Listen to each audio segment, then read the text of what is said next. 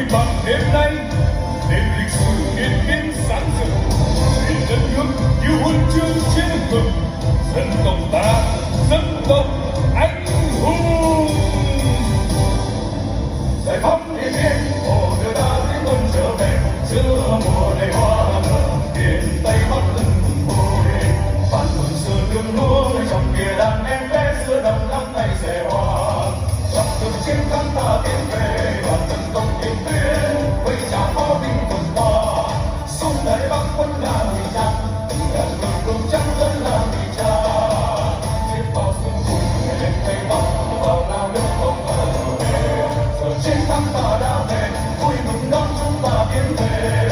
núi sông mừng lên, đất nước ta sáng ngời đồng điện biên, chiến thắng từng mừng trên trời, giải phóng miền Tây, hồ người ta đã có trưởng thành, bằng trận điện biên,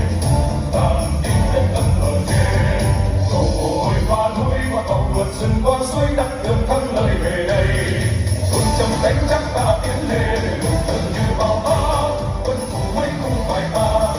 vang từng tiếng súng khi mừng công, và lòng ta dân bác bấy lâu chờ mong, giết bao sương chiều về vơi vơi, trận thắng nay thì trở về, dùng đất chúng ta đã về, vui mừng đón chúng ta tiến về,